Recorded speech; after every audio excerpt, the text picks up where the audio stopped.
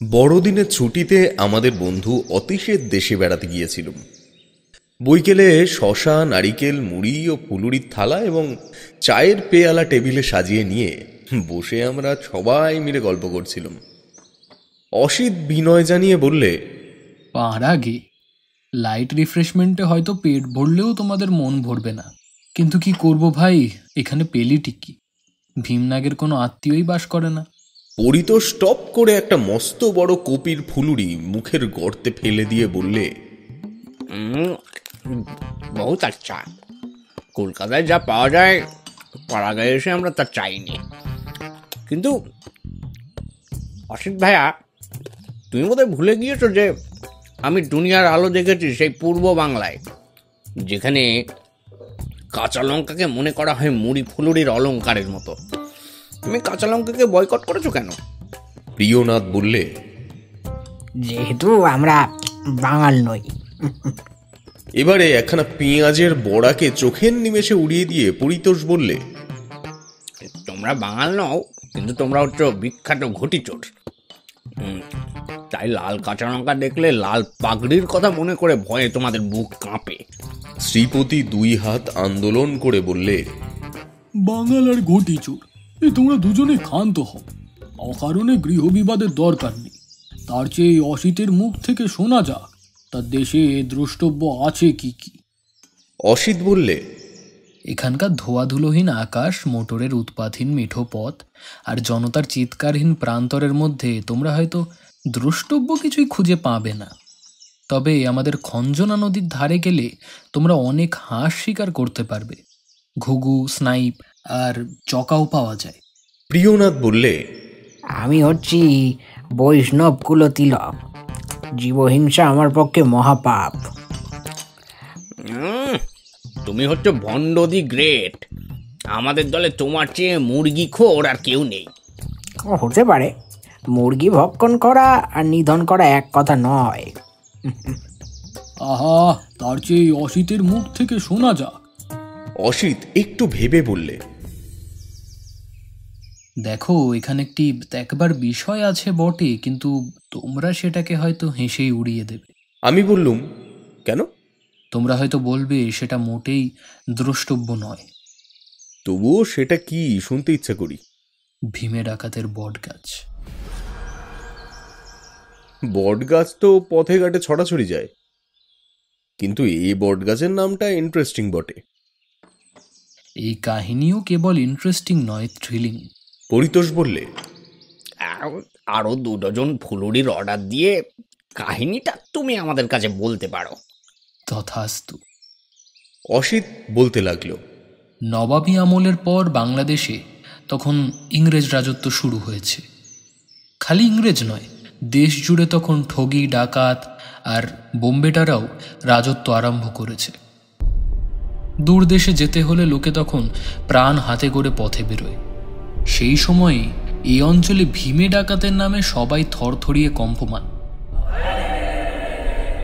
তোমরা সবাই নিশ্চয়ই ভীমে ডাকাতের নাম শুনেছ। বিষে ছিল অত্যাচারী ধনীর জম, কিন্তু গরিবের মা বাপ। তাকে অনায়াসেই বিলিতি ডাকাত রবিনহুডের সঙ্গে তুলনা করা যায়। ডাকাত হলেও বিষের মধ্যে উদার মনুষ্যত্বের অভাব ছিল না। কিন্তু ভীমে ডাকাত ছিল সম্পূর্ণ উল্টো ধরনের মানুষ। গরিব বা ধনী কারোকে সে ছেড়ে দিত না। কেবল ডাকাতি নয়, নরহত্যাতেও ছিল তার উৎকট আনন্দ। শোনা যায় 2-1 আনা পয়সার জন্য সে অগুন্তি মানুষ খুন করেছে। সাধারণ ডাকাতরা টাকা পেলে মিছামিছি খুন খারাপি করে না। ভীমে কিন্তু আগে করত খুন, তারপর নিত টাকা করি। যে কালীকে পুজো করে ভীমে ডাকাতি করতে বেরোতো, সেই কালী মূর্তির গলায় আর কোমরে সে পরিয়ে দিয়েছিল আসল নরমুণ্ড ও কঙ্কালের মালা। কালী ঠাকুরের হাতে সে নাকি প্রতি রাত্রে নিত্য নতুন মানুষের রক্তমাখা কাঁচা মাথা ঝুলিয়ে দিত। বনের মধ্যে এক ভাঙা মন্দিরে সে ডাকাত কালী আজও বিরাজ করছেন। কিন্তু তার ভীষণ অলঙ্কারগুলো অনেকদিন আগেই খুলে নেওয়া হয়েছে। ভীমের চেহারাও ছিল নাকি ভয়াবহ। তার মতন লম্বা চওড়া লোক কেউ কখনো দেখেনি। আর তার রঙও ছিল মিশমিশে কালো। সে সেই কালো মুখে তার টকটকে লাল চোখ দুটো জ্বলতো আগুনের ভাঁটার মতো। তার মূর্তি দেখলে লোকে ভয়ে মূর্ছিত হয়ে পড়ত।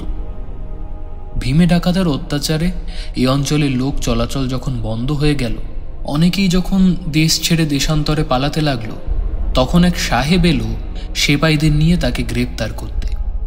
কয়েক মাস ধরে বহু চেষ্টার পর ভীমের দল কয়েকজন ধরা পড়ল, কিন্তু ভীমের পাত্তা পাওয়া ভার। বিপদ দেখলেই সে তার রণপায়ে চেপে হাওয়ার আগে উধাও হয়ে যেত। রণপা কি জানো? দুটো লম্বা বাঁশের লাঠি, তাতে আছে পা রাখবার জায়গা। এই রণপা ছিল বাংলার সেকেলে ডাকাতদের ভারী আদরের বস্তু, কারণ তার উপরে চড়ে তারা এক রাতেই 50-60 মাইল পথ অনায়াসেই পার হয়ে যেতে পারত। রণপায়ে উঠে ভীমে যে কোথায় সরে পড়ত তার খোঁজ আর কেউ পেত না। কিন্তু সাহেব ছিলেন মহাবুদ্ধিমান। একদিন ভীমে সদল বলে এক গ্রামে ডাকাতি করতে গিয়েছে, এমন সময় সাহেবও সেখানে এসে পড়লেন সদল বলে। সেপাইরা বন্দুক ছুড়লে জন কয়েক ডাকাত মরল বা জখম হলো। বেগতিক দেখে ভীমে রণপায়ে চড়ে লম্বা দিলে। সাহেবও এবার ঘোড়ায় চেপে তার পিছু নিলেন, কিন্তু কিছু দূর যেতে না যেতেই সাহেবের ঘোড়া গেল ভীমের রণপায়ের কাছে হেরে। খানিক পরেই ভীমে ডাকাতের টিকিটি পর্যন্ত আর দেখা গেল না। কিন্তু সাহেবের চোখ বড় সাফ। তিনি দেখলেন ধূলি ধূসরির পথের উপর দিয়ে চলে গিয়েছে ভীমের রণপায়ের দীর্ঘ রেখা। সেই চিহ্ন ধরে তিনি এগুতে লাগলেন। মাইল 4 পরে রণপায়ের চিহ্ন যেখানে শেষ হলো, সেখানে দেখা গেল যুগ যুগান্তরের পুরনো বিপুল এক বুড়ো বটগাছকে। তত বড় বটগাছ দেখা যায় না, তাই গুঁড়ির বের প্রায় 24-25 হাত। সেই গুঁড়ি আর শত শত ঝুড়ির উপরে ভর দিয়ে এই একটি মাত্র বটগাছ অনেকখানি জায়গা জুড়ে ছোটখাটো অরণ্যের মতন দাঁড়িয়ে রয়েছে। তার মোটা মোটা প্রত্যেক ঝুড়ি এক একটা আলাদা গাছের গুঁড়ির মতন শিকড় গেড়েছে মাটির ভিতরে। সাহেব আন্দাজ করলে ভীমে নিশ্চয়ই এই মস্ত গাছের চড়ে ঘন ডালপালার আড়ালে কোথাও লুকিয়ে আছে। পিঠে বন্দুক বেঁধে তিনিও গাছে উঠলেন, কিন্তু বহুক্ষণ এ ডাল ও ডাল তন্ন তন্ন করে খুঁজেও ভীমেকে পাওয়া গেল না। হতাশ হয়ে সাহেব যখন মাটিতে নেবে পড়বার জোগাড় করছেন, তখন হঠাৎ দেখা গেল বটের গুঁড়ির উপর দিয়ে ধোঁয়ার চক্র বেরিয়ে আসছে। অত্যন্ত আশ্চর্য হয়ে সাহেব আরও উপরে গিয়ে উকি মেরে দেখেন বটের প্রকাণ্ড গুঁড়িটা একেবারে ফাঁপা, আর তার ভিতরে পরম আরামে বসে ভীমে ডাকাত আপন মনে হুঁকোয় দম মারছে। তামাক্ষর ভীমে সে যাত্রায় আর রক্ষা পেল না। এক ছিলিম তামাকের লোভেই সে নিজের প্রাণটা বিলিয়ে দিলে। সেই বটগাছেরই এক ডালে তাকে গলায় ফাঁসি লাগিয়ে ঝুলিয়ে দেওয়া হলো, কিন্তু মরবার সময়ও সে ভয় পেল না।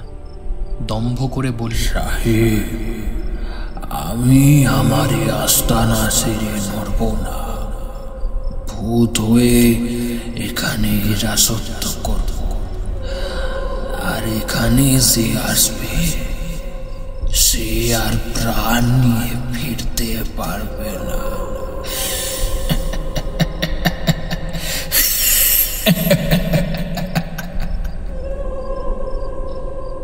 সেই ফাঁপা বটগাছই আজ ভীমে ডাকাতের বট নামে বিখ্যাত।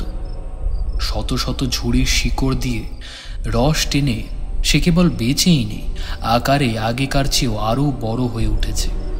এই অঞ্চলের প্রত্যেকের কাছেই সে একটা দ্রষ্টব্য জিনিস হয়ে পড়েছে, কিন্তু রাতের বেলায় কেউ তার ত্রিসীমানায় যায় না। ঠাকুরদাদের মুখে শুনেছি ভীমে ডাকাতের কথা পরীক্ষা করবার জন্য সেকালে কোনো কোনো অতি বড় ডানপিটে রাত্রে ওই বটগাছের কাছে গিয়েছিল, কিন্তু তারা কেউ আর ফিরে আসেনি। কোনো রকম চিহ্ন না রেখে তারা একেবারে বিলুপ্ত হয়ে গিয়েছে। আজ আর কেউ ভীমে ডাকাতের কথা পরীক্ষা করতে সাহস করে না। সেই বটগাছের চারিদিকে জমি আর জলাভূমিতে পরিণত হয়েছে।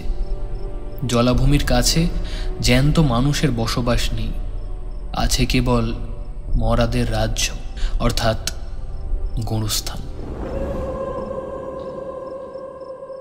অসিতের কাহিনী শেষ হলে পরে আমি জিজ্ঞেস করলুম, তাহলে তোমাদের বিশ্বাস রাত্রে সেই বটগাছের কাছে গেলে আজও ভীমে ডাকাতের সঙ্গে আমাদের দেখা হবার সম্ভাবনা আছে। লোকে তো তাই বলে। বটগাছটা এখান থেকে কত দূরে? 4 মাইল। এই, আজ দ্বাদশীর চাঁদ উঠবে আকাশে, তারই আলোতে আমরা ভীমে ডাকাতের সঙ্গে দেখা করব, কি বলো? অসিত বললে। কিন্তু শ্রীপতি বাধা দিয়ে বললে, কিন্তু নিকুচি করেছে। আমরা আজ হাতে নাতে প্রমাণ করতে চাই সেকেলে গাঁজাঘুড়ি উপকথার এই কোনো কালই সত্য হয় না। কেবল প্রিয়নাথ আমতা আমতা করে বললে, ওই বট গাছটাকে আমি থোড়াই কেয়ার করি, কিন্তু ওই যে গোরস্থানের কথা বললে ওটা আমার ভালো লাগছে না। কিন্তু তার প্রতিবাদ আমরা কেউ আমলেও আনলুম না।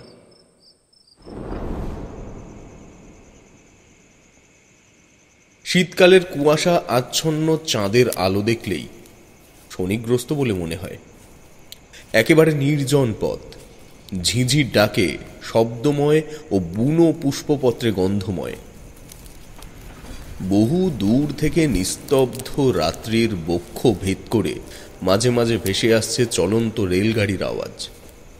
এই আওয়াজ আগেও অনেকবার শুনেছি, কিন্তু আজকে শুনে মনে হলো ওই রেলগাড়িতে চড়ে যেন ইহলোকের যাত্রীরা চলেছে পরলোকের দিকে। বন্ধুদের মুখের পানে তাকিয়ে দেখলুম তাদেরও শ্বাস প্রশ্বাস হয়েছে দ্রুত, কারোর মুখেই কোনো কথা নেই। মুখে কেউ মানি আর না মানি, আসন্ন কোনো অলৌকিক ভাবের প্রভাবে আমাদের সকলেরই মন আজ মোহগ্রস্ত। এখানে মানুষের শেষ আশ্রয় হচ্ছে সরকারি ডাকবাংলো। তাকেও পিছনে ফেলে মাইলখানেক এগিয়ে গেলুম। তারপর একদিকে আঙুল দেখিয়ে অসিত চুপি চুপি বললে, ওই যে ওটা হচ্ছে গোরস্থান। মৃতের সেই মৌন জগতেও জীবন্ত ঝিঁঝিদের ভাঙা গলার অশ্রান্ত আর্তনাদ শোনা যাচ্ছে। কি একটা কালো জন্তু আমাদের সাড়া পেয়ে তাড়াতাড়ি ছুটে একটা উঁচু কবরের আড়ালে পালিয়ে গেল। প্রিয়নাথ ছিল সবার পিছনে। সে এগিয়ে সকলের মাঝখানে এসে দাঁড়ালো। তার মুখের ভাব অস্বাভাবিক। শ্রীপতি বললে, কিন্তু সেই বুড়ো বটগাছটা কোথায়? অসিত নীরবে অঙ্গুলি নির্দেশ করলে। একটা মস্ত বড় জলাভূমি দৃষ্টিসীমা জুড়ে ধূ ধূ করছে, এবং তারই উপরে পড়ে হিংস্র দাঁতের মতো চকচক করে জ্বলছে কুয়াশার আধমরা চাঁদের আলো। জায়গায় জায়গায় কুয়াশা এত ঘন যে তাকে ঠেলে চোখ চলে না। জলারই আশেপাশে পাহাড়ের মতো উঁচু প্রকাণ্ড একটা ঢিপির উপরে দাঁড়িয়ে আছে শূন্যের অনেকটা পূর্ণ করে বিপুল সেই বটগাছ। কেউ বলে না দিলে আমরা তাকে অরণ্য বলেই ধরে নিতুম। আবছায়া মাখা রহস্যময় জ্যোৎস্নায় বৃদ্ধ বটের ডালপালা শীতার্ত হাওয়ায় কাঁপতে কাঁপতে সজোরে দীর্ঘশ্বাস ফেলছে, এবং তার তলায় জমে আছে বিরাট ও নিরেট এক টানা অন্ধকার। প্রিয়নাথ অর্ধস্ফুট স্বরে বললে, ওগুলো কি? ওগুলো ওই যে নড়ে চড়ে বেড়াচ্ছে, কি ওগুলো? শ্রীপতি বললে, আলেয়া। আমার মনে হচ্ছে যাদের দেখা যায় না তারা ওই জলার আগুনেই ফুটবল নিয়ে ওয়াটার পোলো খেলছে। মনে মনে ভাবছি এই স্থানটা গোরস্থানের চেয়েও স্তব্ধ, কারণ এখানে ঝিঁঝিরাও ডাকছে না। ঠিক সেই সময় নানা শব্দে চতুর্দিক হঠাৎ জাগ্রত হয়ে উঠল। প্রথমে চিৎকার করে উঠল বিকট স্বরে এক পাল শেয়াল। তারপরেই কোথা থেকে চেঁচাতে লাগলো 3-4টে পেঁচা, এবং তারপরে শুনতে পেলুম মাথার উপরে একদল বাদুড়ের ডানা ছটফটের শব্দ। যেন কি দেখে ভয় পেয়ে তারা প্রাণপণে উড়ে পালিয়ে যাচ্ছে। প্রিয়নাথ সচকিত স্বরে বললে, ওহে, এখানে দাঁড়িয়ে মিছিমিছি আর হিম লাগিয়ে আর শীতে কেঁপে কি হবে? এবারে ফেরা যাক, আর নয়। পরিতোষ ঠাট্টা করে বললে, কি হে অসিত, তোমার ভীমে ডাকাত কোথায়? শ্রীপতি বললে, ভীমে ডাকাত আজ বোধ হয় নরকের দরজা খোলা পায়নি। আচম্বিতে একটা বরফের মতো ঠান্ডা কনকনে হাওয়ার ঝটকা উঠল, এবং সঙ্গে সঙ্গে আলিয়াদের দলে যেন একটা হুড়োহুড়ি পড়ে গেল। কাকে দেখে তারা যেন দুভাগে ভাগ হয়ে পথ ছেড়ে দিয়ে সরে সরে যাচ্ছে। কুয়াশার একটা মেঘ আমাদের দিকে এগিয়ে আসছে, ওর পিছনে কি আছে কে জানে। পরিতোষ চিৎকার করে বললে, ইয়ে, কোথায় হে ভীমে ডাকাত? দয়া করে একবার দেখা দাও। সেই মুহূর্তে শুনতে পেলুম জলার জলে ছপ ছপ ছপ ছপ করে কিসের শব্দ উঠল। দুই চোখ পাকিয়ে অসিত ক্ষীণ স্বরে বললে, মনে হচ্ছে কে যেন রণপায়ে চলে জলা পেরিয়ে আমাদের দিকেই আসছে। কোথায় রণপা? কোথায় কে? কেবল একটা শব্দ শোনা যাচ্ছে আর একখানা ঘন কুয়াশার মেঘ উহু করে এগিয়ে আসছে। প্রিয়নাথ হঠাৎ বিকট ও বিশ্রী এক চিৎকার করে পাগলের মতো দৌড় মারলে। সে অমনভাবে চেঁচিয়ে না পালালে আমরা কি করতুম জানি না, কিন্তু ভয় হচ্ছে এমন সংক্রামক যে দিক বিদিক জ্ঞান হারিয়ে আমরাও ছুটতে লাগলুম প্রিয়নাথের সঙ্গে সঙ্গে। গোরস্থান ছাড়িয়ে মিনিট 5 ছোটবার পর আমরা আবার দাঁড়িয়ে পড়লুম। পরিতোষ হাঁপাতে হাঁপাতে বললে, এই ঘটি, তুমি পালিয়ে হঠাৎ এমন ভয় দেখালে কেন গো?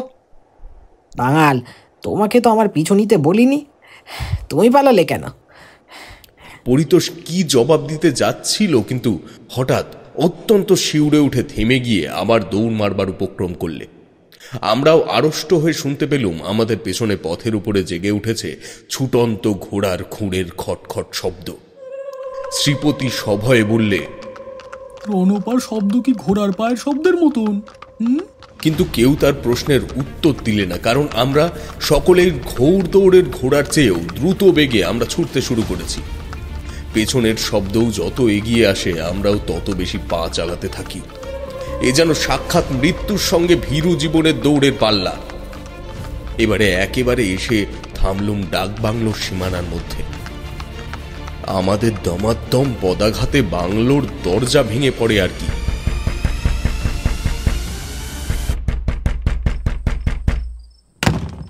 রক্ষী দরজা খুলে দিয়ে বিস্মিত স্বরে বললে, কি হয়েছে বাবু, কি হয়েছে?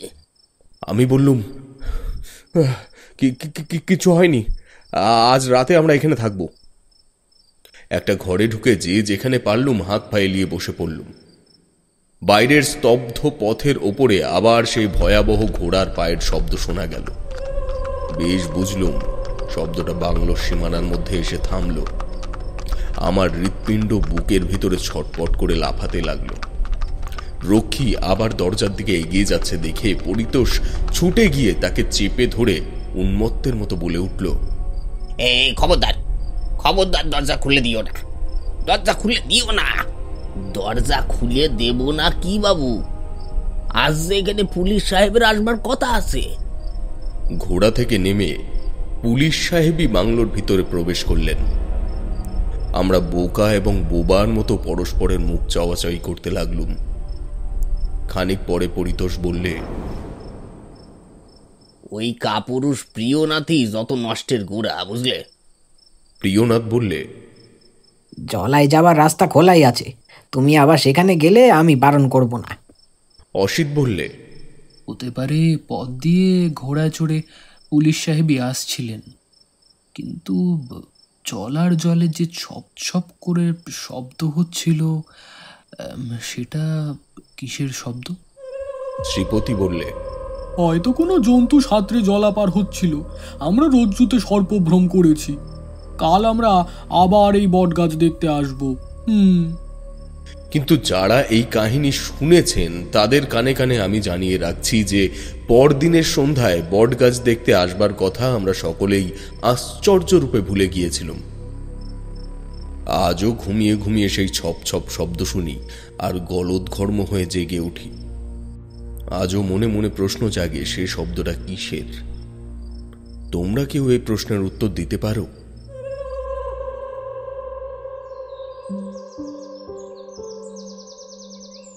অনেকেই কলকাতায় অনেক কাল থেকেও শহরের অনেক খবরই রাখেন না। ধরুন এই গঙ্গা নদীর কথা।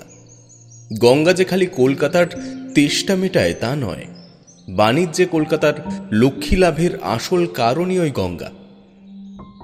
স্নান করতে গিয়ে, বেড়াতে গিয়ে বা পারাপার হতে গিয়ে গঙ্গাকে দেখেনি কলকাতায় এমন লোক নেই। তবুও জিজ্ঞেস করলেই জানা যাবে কলকাতার গঙ্গার বুকেও যে বৎসরের নির্দিষ্ট একটি সময়ে দিব্যি একটি ছোট্ট দ্বীপের মতো বালুচর জেগে ওঠে, এ দৃশ্য অনেকেই দেখেননি। আমার আজকের বন্ধুরা ছিলেন ওই দলে। গঙ্গার ধারেই আমার বাড়ি। সকালে এসেছিলেন তারা আমার বাড়িতে বেড়াতে। গঙ্গার ধারের বারান্দায় বসে চা পান করতে করতে হঠাৎ ওই বালুচর দেখে তারা যেন আকাশ থেকে পড়লেন।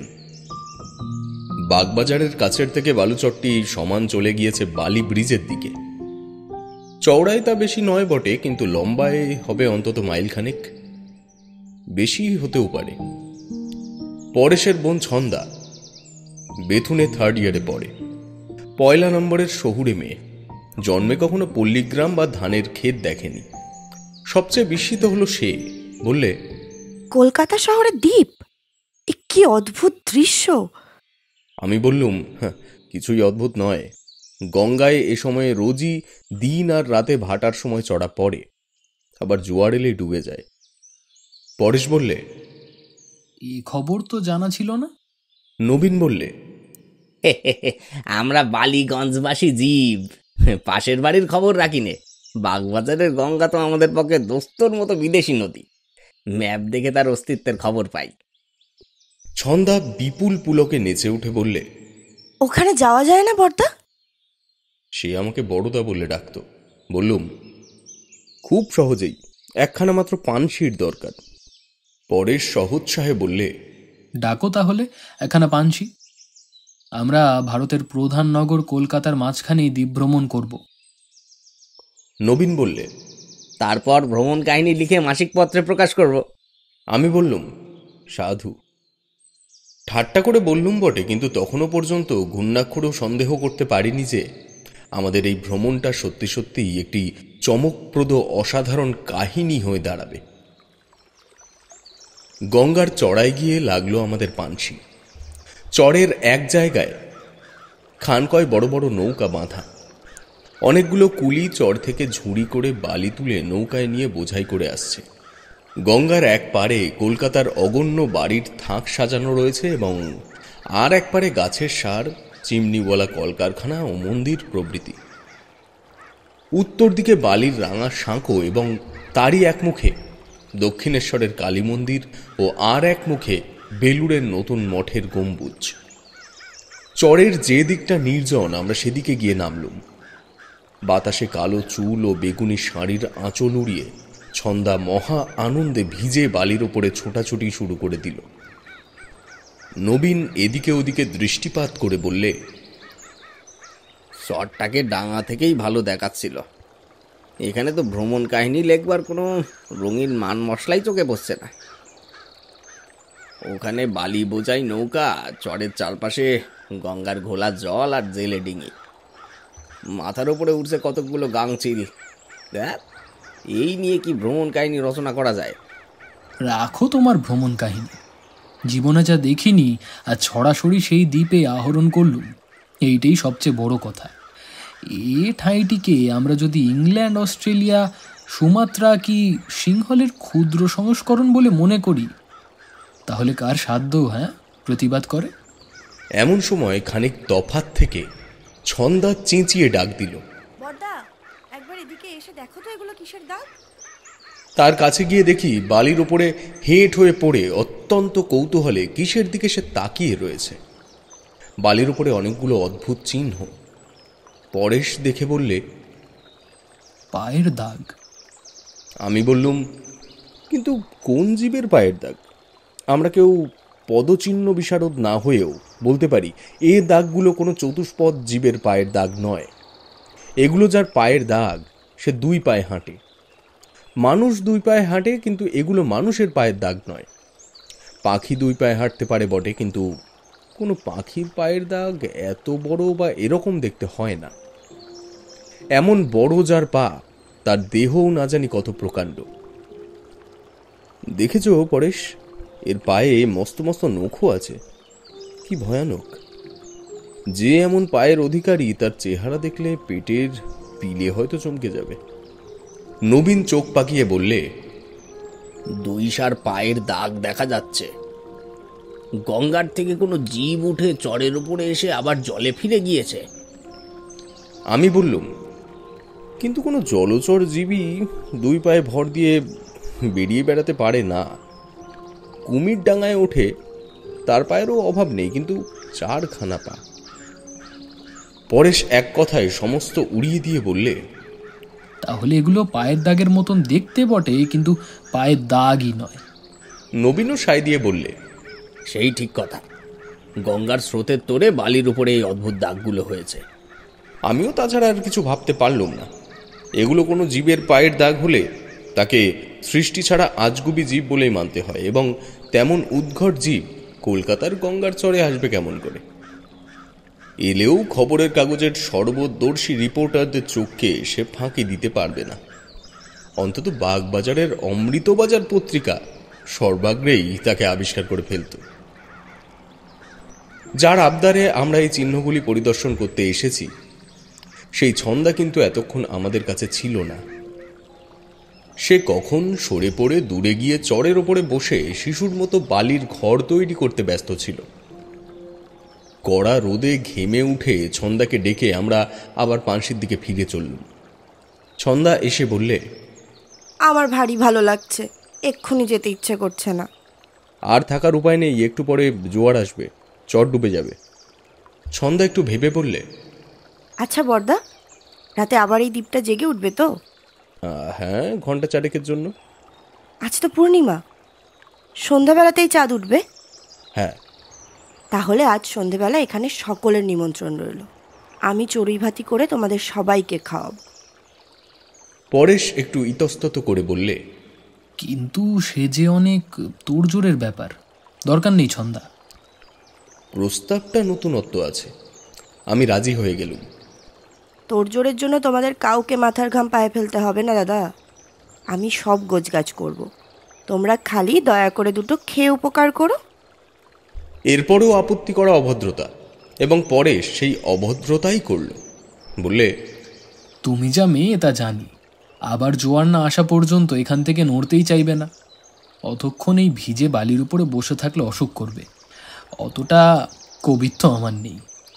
ছন্দা রেগে বললে, দাদা, গেল জন্মে তুমি মারোয়ারি ছিলে, তোমার একটু ইমাজিনেশন নেই। বেশ, আমাদের জন্য 4খানা ফোল্ডিং চেয়ারও আনবে, কাউকে ভিজে বালিতে বসতে হবে না। বড়দা, পানশিখানা আজ সন্ধ্যা থেকে ভাড়া করে রেখো। প্রথমে চড়ুই ভাতির ভোজ, তারপরে চঞ্জালোকে নৌকোয় করে গঙ্গায় ভ্রমণ। ওহ, ওয়ান্ডারফুল। ছন্দা, পরেশ ও নবীন নৌকোর ঘরের ভেতরে গিয়ে বসল। আমি গেলুম বুড়ো মাঝির কাছে। ওহে মাঝি, আজ সন্ধ্যের সময় তোমার নৌকা নিয়ে আমরা আবার এই চরে আসব, তুমি ঘাটে তৈরি থেকো। সন্ধ্যের সময় ওই চরে কতক্ষণ থাকবেন? যতক্ষণ জোয়ার না আসে। মাঝি চুপ করে রইল। কি হে, কথা কও না যে? মাঝি মৃদু স্বরে বলল, সন্ধ্যের পর ওই চরে কেউ থাকে না, জায়গাটার বদনাম আছে। বদনাম? কিসের বদনাম? কিসের বদনাম জানি না বাবু, আমাদের বুদ্ধু ওখানে হারিয়ে গিয়েছিল। কেমন করে? ওখানে তো হারিয়ে যাওয়ার উপায় নেই। তা নেই, কিন্তু বুদ্ধুকে খুঁজে পাওয়া যায়নি। তাহলে সে জলে ডুবে গিয়েছিল?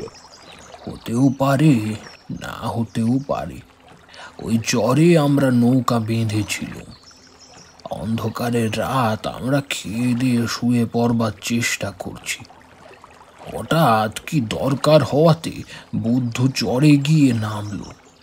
তারপরে শুনি সে বিকট চিৎকার করে উঠল। আমরা সবাই আলো টালো নিয়ে বেরিয়ে পড়লুম, কিন্তু আর বুদ্ধুর সারা কি দেখা পাওয়া গেল না।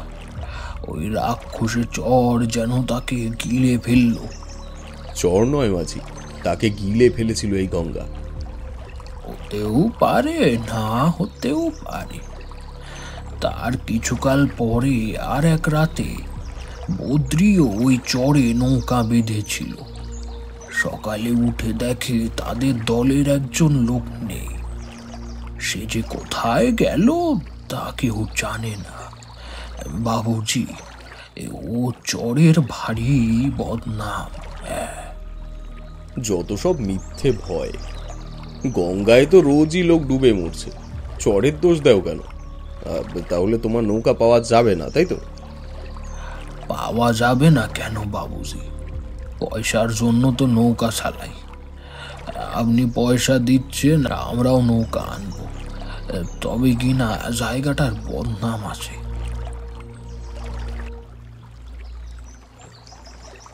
নৌকার ভেতরে আসতে ছন্দা বললে, বর্দা, মাঝির সঙ্গে অত কিসের কথা হচ্ছিল? মিথ্যে তার মনে ভয় জাগানো উচিত নয়। আমার কাছে মাঝির গল্প হাস্যকর বলে মনে হচ্ছিল। তবে একটা ভয় আছে, চরে চোরাবালি নেই তো?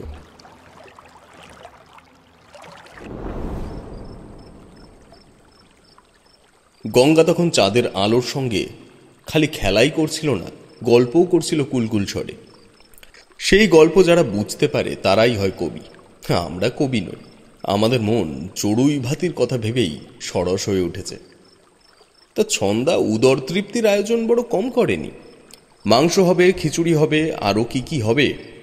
ভীমনাগের সন্দেশ, নবীন ময়রার রসগোল্লা, আমের চাটনিও এসেছে 1 বোতল। একে চড়ুই ভাতি না বলে রীতিমতো ভোজের আয়োজন বলাই উচিত। ছন্দা দুটো পেট্রোলের লণ্ঠন জ্বাললে, যদিও আজকের পূর্ণিমায় তাদের দরকার ছিল না। তারপর দুটো ইকমিক কুকারে রান্না চড়িয়ে দিয়ে বললে, চলো এইবারে দ্বীপে খানিকটা ভ্রমণ করে আমরা খিদে বাড়িয়ে আসি।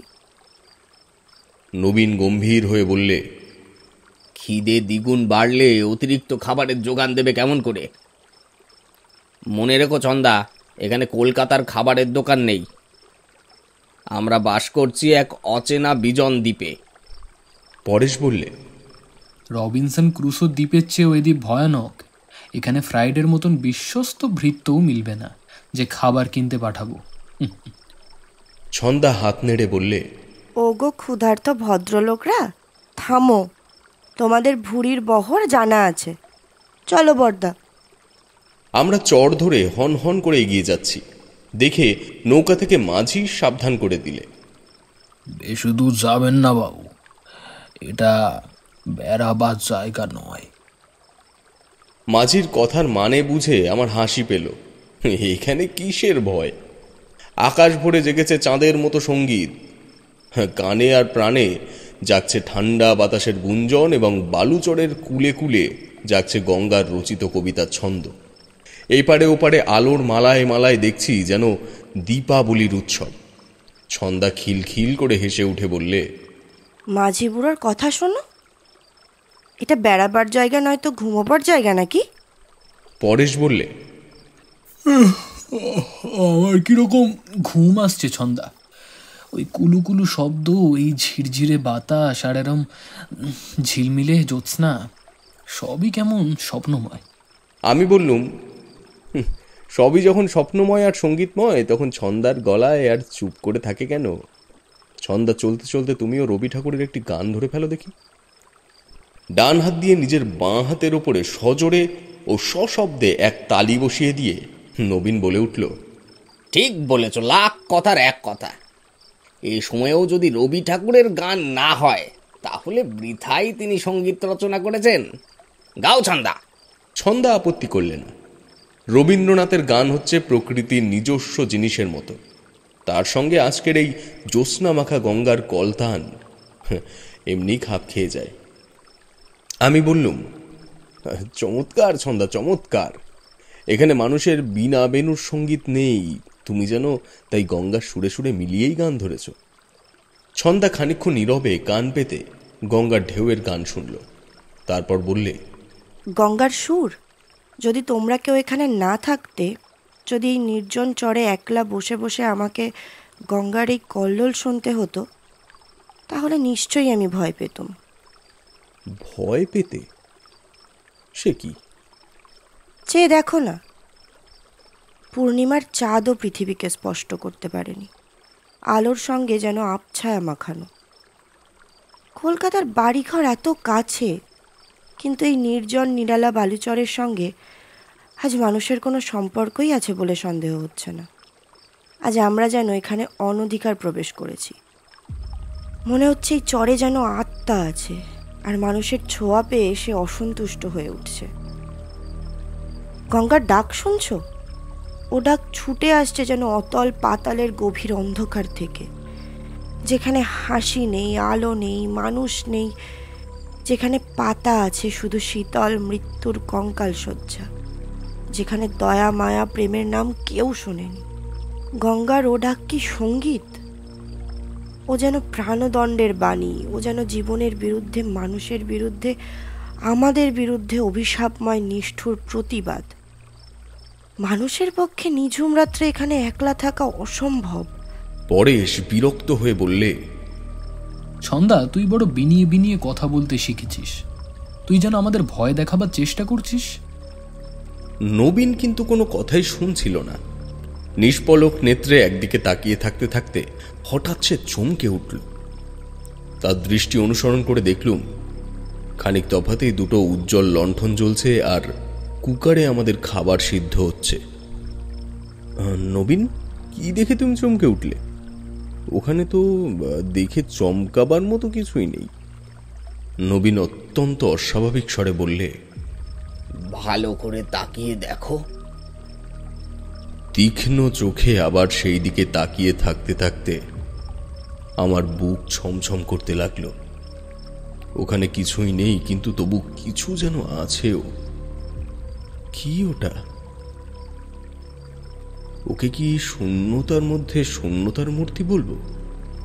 না, নাকি চাঁদের আলোর মধ্যে ঘনীভূত আলোর মূর্তি বলবো? ওকে দেখাও যায় না, আবার দেখাও যায়। যেন নিরাকারের প্রকাণ্ড আকার, কিন্তু ভয়াবহ। পূর্ণিমায় ধপধপ করছে বালুচর, কিন্তু পরিপূর্ণ জ্যোৎস্নার মধ্যে যেন আর একটা উজ্জ্বলতর আলোকের ছায়া ফেলে সে এখানে নড়ে চড়ে বেড়াচ্ছে। আলোকের মধ্যে আলোকের ছায়া। আমার এই অদ্ভুত ভাষা শুনে লোকে হাসতে পারে, কিন্তু যা দেখলুম তা অমানসিক বলেই মানুষী ভাষায় বর্ণনা করা অসম্ভব। তাই অনামা ভয়ঙ্করের হাত পা দেহ বা মুখ কিছুই দেখা যাচ্ছে না, কিন্তু বালির ওপরে কেউ ভারী ভারী পা ফেলে চললে যেমন বালি ছিটকে ছিটকে পড়ে, ওখানেও ঠিক তেমনই হচ্ছে। তখন পরেশ ও ছন্দাও সেই দৃশ্যমান অদৃশ্যের ভীষণ অস্তিত্ব দেখতে পেয়েছে বলে অনুভব করছে। ছন্দা আঁতকে উঠে বললে, ওকে বর্দা, ওকে, ও যে এগিয়ে যাচ্ছে কুকারের দিকে। পরেশ সর্বপ্রথম সেই অবর্ণীয় অলৌকিক মোহ থেকে নিজেকে মুক্ত করে নিয়ে বললে, আমরা সবাই কি হঠাৎ পাগল হয়ে গিয়েছি?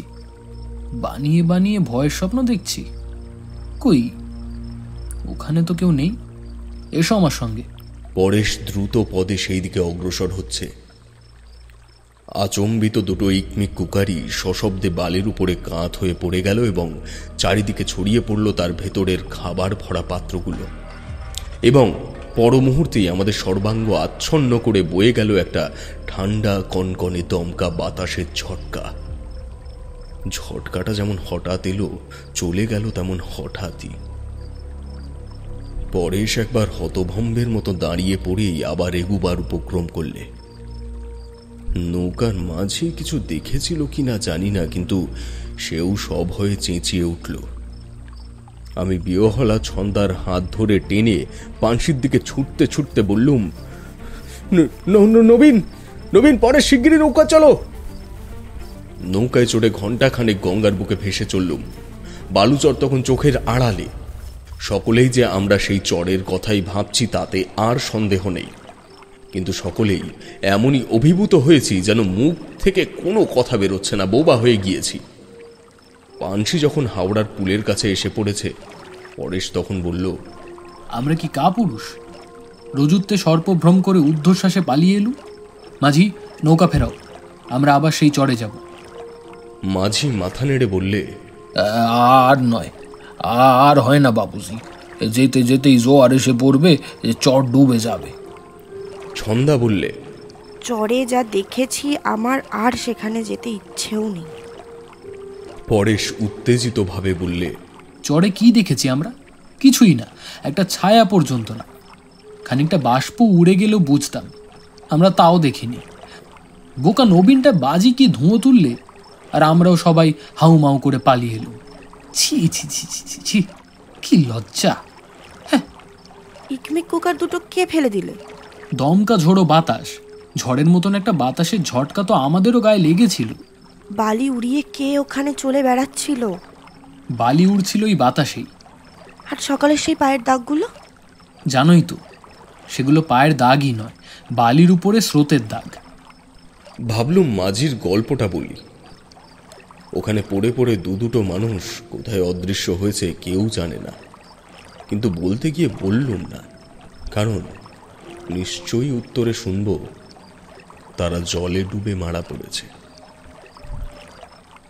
নবীন ফোঁস করে একটা নিঃশ্বাস ফেলে বললে, হায় রে খিচুড়ি, হায় রে ফাউল কারি, হায় রে সন্দেশ, রসগোল্লা, আমের চাটনি।